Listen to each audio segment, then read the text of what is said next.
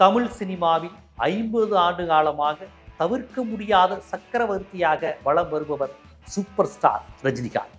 இந்த 50 ஆண்டு காலங்களில் அவரது சினிமா மற்றும் பொது வாழ்வில் அவரது வசனங்கள், அவருடைய திரைப்படங்கள், அரசியல் குறித்து அவ்வப்போது அவர் வெளியிட்ட கருத்துக்கள் ஏற்படுத்திய தாக்கங்களையும் நிகழ்வுகளையும் 100 சிறு குறிப்புகளாக உங்களுக்கு வழங்குகிறது ஜீவா சினிமா.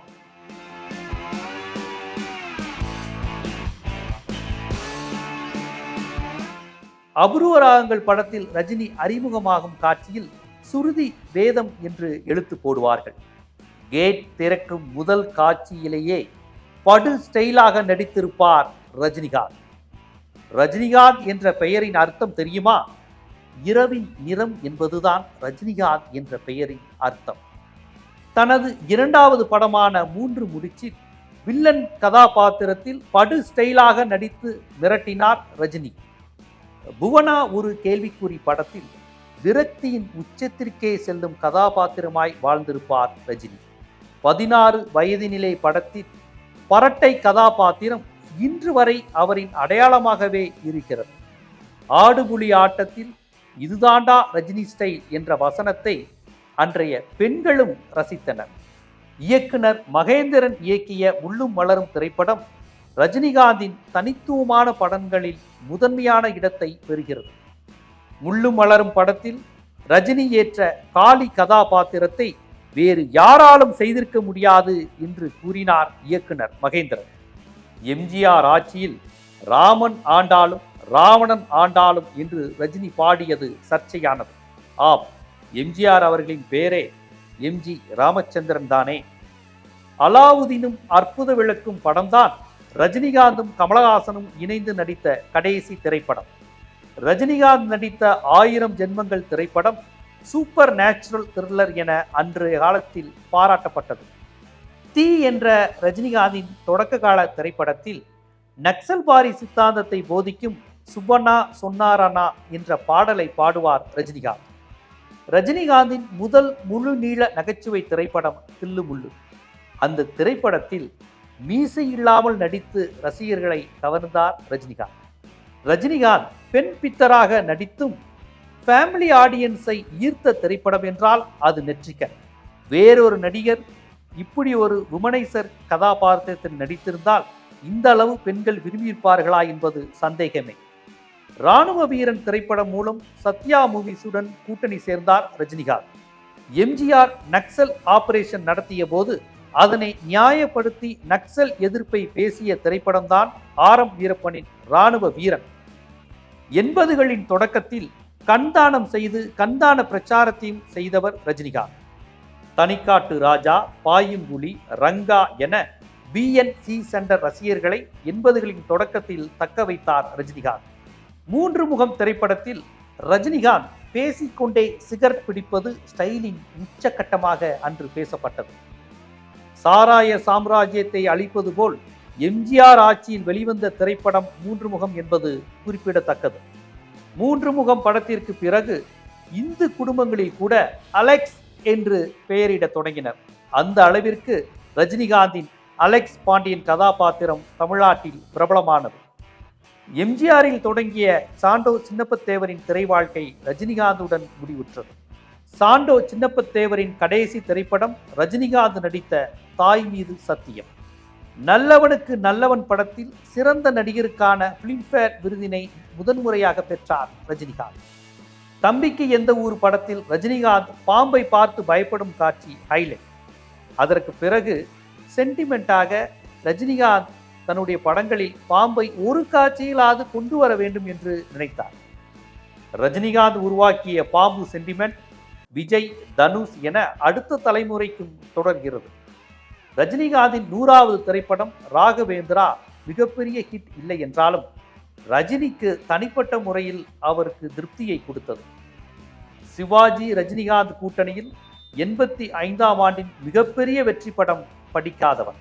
அதிலும் ரஜினிகாந்தும் சிவாஜி கணேசனும் இடைவெளி காட்சியில் சந்தித்துக் கொள்ளும் அந்த காட்சி நடிப்பின் உச்சம். ரஜினிகாந்தின் சொந்த தயாரிப்பில் எதிர்பார்ப்புடன் வெளிவந்த மாவீரன் திரைப்படம் வெற்றி பெறவில்லை. எம்ஜிஆர் இறப்பிற்கு பிறகு தனது படங்களில் அரசியல் குறியீடுகளை வெளிப்படுத்த தொடங்கினார் ரஜினி. வேலைக்காரன் படத்தில் ரஜினிகாந்த் அமலா ஜோடி மிக பிரபலமாக பேசப்பட்டது. பாரதி ராஜா ரஜினி கூட்டணியில் பெரும் எதிர்பார்ப்புடன் வெளிவந்த படம் கொடி பறக்குது. கொடி பறக்குது திரைப்படம் மிகப்பெரிய அளவில் வெற்றி பெறவில்லை என்றாலும் ரஜினிகாந்தின் ஸ்டைலிஷான நடிப்பு இன்று வரை ஈர்ப்புக்குரியதாகவே பார்க்கப்படுகிறது. இராணுவ வீரனில் வில்லனாக நடித்த சிரஞ்சீவி தனது நண்பர் ரஜினிகாந்திற்காக ஒரே ஒரு சண்டை காட்சியில் மட்டும் நடிக்க ஒப்புக்கொண்டார். அந்த திரைப்படம் மாப்பிள்ளை. ரஜினிகாந்த் தேவலோகம் செல்வது போல் நடித்த படம் அதிசய பிறவி. படத்தில் ரஜினிகாந்திற்கு இரட்டை வேடம், ரசிகர்களுக்கோ இரட்டிப்பு மகிழ்ச்சி. அதிசய பிறவி திரைப்படத்தில் நகைச்சுவை நடிகர் சோ நாட்டு நடப்பு குறித்து பேசுகிறேன் என்கின்ற போர்வையில் திமுக தலைவர் கலைஞர் கருணாநிதியை பயங்கரமாக கலாய்த்திருப்பார். மகாபாரத கர்ணனை மனதில் வைத்தே தளபதி படத்தில் சூர்யா கதாபாத்திரம் ரஜினிக்காக வடிவமைக்கப்பட்டது. தன் காதலை மறந்துவிடு என தளபதி சூர்யா காதலியிடம் சொல்லும் காட்சி காதல் உணர்வின் உச்சமாக இன்று வரை பார்க்கப்படுகிறது. அண்ணாமலை படத்தில் இருந்துதான் ரஜினிகாந்த் படங்களில் ஓப்பனிங் சாங் வழக்கம் நடைமுறைக்கு வந்தது. ரஜினி என்ற பெயரை ஸ்டைலாக காட்டும் பழக்கம் அண்ணாமலை படத்தில் இருந்துதான் தொடங்கியது. அண்ணாமலையில் வினு சக்கரவர்த்தியிடம் பேசும் வசனம் ஜெயலலிதாவுடன் மோதலுக்கு வழிவகுத்தது. வள்ளி திரைப்படத்திற்காக சிறந்த கதையாசிரியர் விருதினை பெற்றார் ரஜினிகாந்த். ரஜினி தான் நடிக்கும் எந்த படத்திலும் சாதி அடையாளம் இருப்பதை விரும்ப மாட்டார். சின்ன கவுண்டர், தேவர் மகன் போன்ற படங்கள் வெற்றி பெற்ற போது கூட சாதி அடையாளத்தை தவிர்த்தே நடித்து வந்தார் ரஜினிகாந்த். பாட்ஷா படம் ரஜினியை அடுத்த தலைமுறைக்கும் இவர்தான் வசூல் மன்னன் என்பதை மீண்டும் ஒருமுறை உறுதிப்படுத்தியது. பாட்ஷா பட வெற்றி விழாவில் ரஜினிகாந்தின் பேச்சு ஆர்.எம். வீரப்பனின் பதவி பறிபோக காரணமாக அமைந்தது. 96ஆம் ஆண்டு தேர்தலில் ஜெயலலிதாவை எதிர்த்து திமுக கூட்டணியை வெளிப்படையாக ஆதரித்து பிரச்சாரம் செய்தார் ரஜினிகாந்த். ஜெயலலிதா மீண்டும் ஆட்சிக்கு வந்தால் தமிழ்நாட்டை ஆண்டவனால் கூட காப்பாற்ற முடியாது என்ற ரஜினியின் வசனம் மிக பிரபலம். நான் எப்போ வருவேன், எப்படி வருவேன் யாருக்கும் தெரியாது என முத்து படத்தில் ரஜினி பேசியது தொடர்ச்சியாக ஒவ்வொரு தேர்தலிலும் முக்கிய வசனமாக பார்க்கப்பட்டது. முத்து படத்தில் இந்த மண்ணை ஆள வேண்டியதே அவன்தான் என்ற ஒரு வசனம் வரும். அது ரசிகர்களுக்கு மிகப்பெரிய அரசியல் நம்பிக்கையை கொடுத்தது. அரசியலுக்கு வருவேன் என்பதை சூசகமாக ரஜினி பேச ஆரம்பித்த திரைப்படம் முத்து. முத்து படத்திற்கு பிறகு ஜப்பானில் ரஜினிகாந்திற்கு தீவிரமான ரசிகர் வட்டம் உருவானது.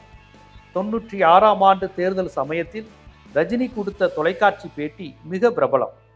இப்போது நடப்பது ஏடிஎம்கே ஆட்சி அல்ல, ஜேடிஎம்கே என்று ஜெயலலிதாவை கடுமையாக சாடி பேசி பரபரப்பை ஏற்படுத்தினார் ரஜினி. அருணாச்சலம் படத்திற்கு பிறகு ரஜினிகாந்த் இடைவெளி விட்டு நடிக்க தொடங்கினார். கோவை குண்டு வெடிப்பின் போது அத்வானியை காப்பாற்றிய கடவுளுக்கு நன்றி என்றார் ரஜினி. அத்வானியை காப்பாற்றிய கடவுள் அப்பாவி மக்களை ஏன் காப்பாற்றவில்லை என எதிர்கேள்வி எழுந்தது. படையப்பா படத்தில் தனக்கு ஜோடியாக ஐஸ்வர்யா ராய் நடிக்க வேண்டும் என ரஜினிகாந்த் விரும்பினார். மிகுந்த எதிர்பார்ப்புடன் வெளிவந்த பாபா ரஜினி ரசிகர்களின் எதிர்பார்ப்பை பூர்த்தி செய்யவில்லை.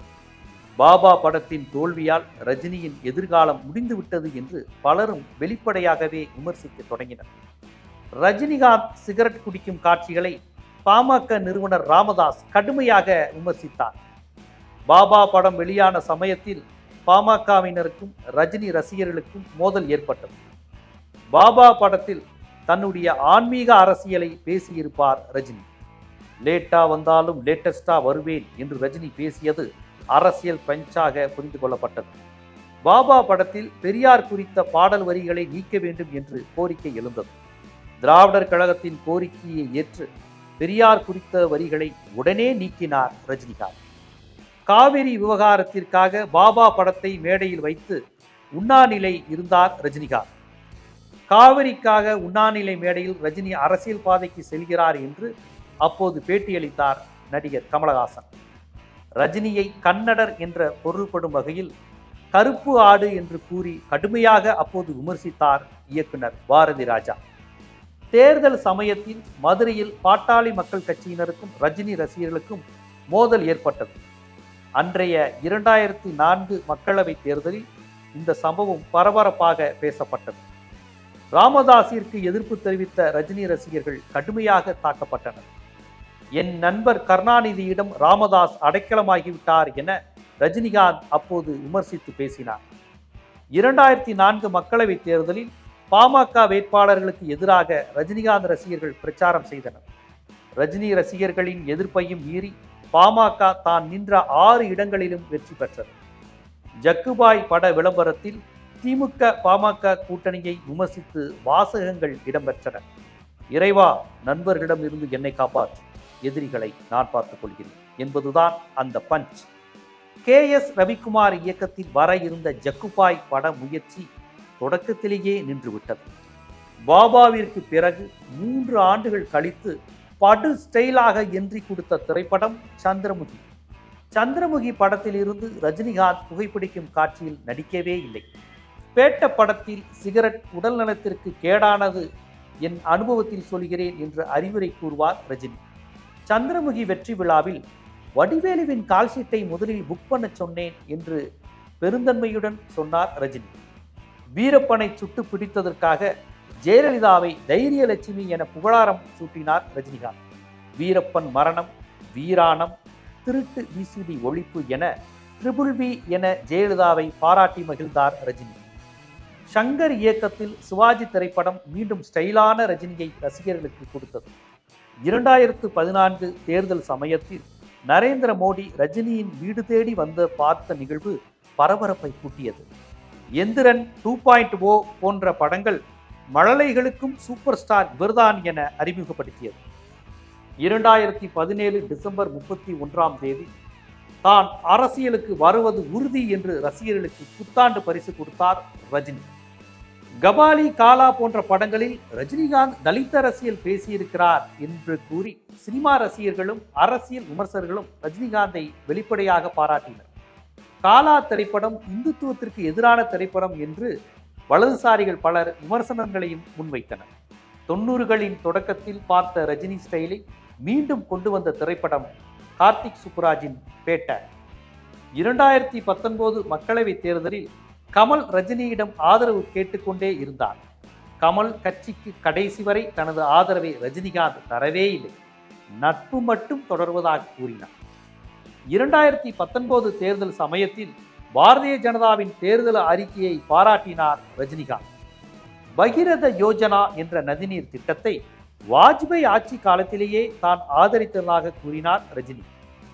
AR முருகதாசுடன் முதன்முறையாக தர்பார் படம் மூலம் இணைந்தார் ரஜினிகாந்த். புதிய கல்விக் கொள்கைக்கு எதிர்ப்பு தெரிவித்த சூர்யாவின் கருத்தை ரஜினிகாந்த் ஆதரித்து பேசியது அப்போது பரபரப்பாக பேசப்பட்டது. காஷ்மீரில் 370வது பிரிவு நீக்கப்பட்டதற்கு மோடியையும் அமித்ஷாவையும் பாராட்டினார் ரஜினி. ஒவ்வொரு திரைப்படம் முடிந்ததும் இமயமலைக்கு செல்வதை ரஜினிகாந்த் தனது வழக்கமாகவே கொண்டிருக்கிறார். பாஜக ஆதரவாளர் என்கின்ற விமர்சனம் ரஜினிகாந்தின் மீது எப்போதுமே உண்டு. ஆனால் சமீபத்தில் திமுகவின் புத்தக வெளியீட்டு விழா ஒன்றில் மேடை ஏறிய ரஜினிகாந்த் உதயநிதியின் தலைமையை திமுகவினுடைய சீனியர் தலைவர்கள் ஏற்றுக்கொள்ள வேண்டும் என்று பேசியது பலரையும் வியப்பில் ஆழ்த்தியது. திரைக்கு வைந்து 50 ஆண்டுகளை நெருங்கும் இந்த நிலையிலும் இன்னும் உயிர்ப்புடன் ரசிகர்களை வைத்திருக்கக்கூடிய நடிகர் ரஜினிகாந்தினுடைய கூலி திரைப்படம் எப்போது வரும் என்று இன்றும் எதிர்பார்த்து காத்திருக்கின்றனர் அவரின் ரசிகர்கள்.